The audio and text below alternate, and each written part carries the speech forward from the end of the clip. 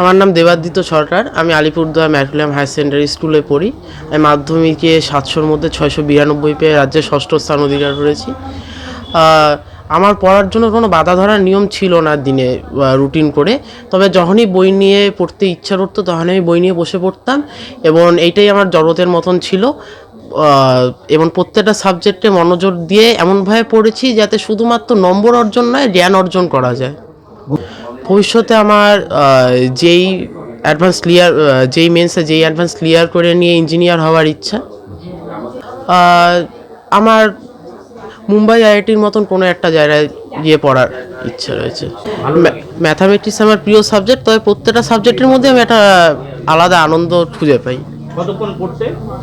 পড়ার কোনো বাধা ধরার নিয়ম ছিল না। যতক্ষণ আমার পড়তে ভালো লাগতো ততক্ষণই পড়তাম, এবং প্রত্যেকটা সাবজেক্টের গভীরভাবে জানার চেষ্টা করতাম।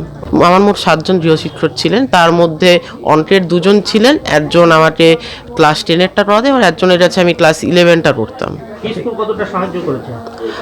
স্কুলের অধিকাংশ টিচারই আমাকে পড়ার ক্ষেত্রে অত্যন্ত সাহায্য করেছেন, এবং যখনই আমার কোনো সাবজেক্টে কিছু বুঝতে সমস্যা হতো তখনই তারা আমাকে নিজেদের অমূল্য সময় বিনিময়ে আমাকে সেই সাবজেক্টগুলো ভালো মতন বুঝিয়ে দিয়েছেন, যার জন্য আমার এই জায়গায় আসতে আমি আজকে পেরেছি। গান মেনলি অরিজিৎ সিংয়ের আর অনিরুদ্ধের গান শুনতে ভালো লাগে। আমার এই সাফল্যের পিছনে পরিবারের গুরুত্ব তো একেবারেই অনস্বীকার্য। আমার বাবা মা, দাদু দিদা ঠাকুমা যদি না থাকতেন তবে আমি আজকে এই জায়গায় আসতে পারতাম না। তারা আমাকে সবসময় হেল্প আর সাপোর্ট করেছেন। তার পাশাপাশি আমার স্কুলের টিচাররাও আমাকে যথেষ্ট হেল্প করেছেন, এবং আমার যখনই কোনো সাবজেক্টে কোনো ডাউট তৈরি হতো তখন তারা আমাকে সেই ডাউটগুলো ক্লিয়ার করতে সাহায্য করেছেন।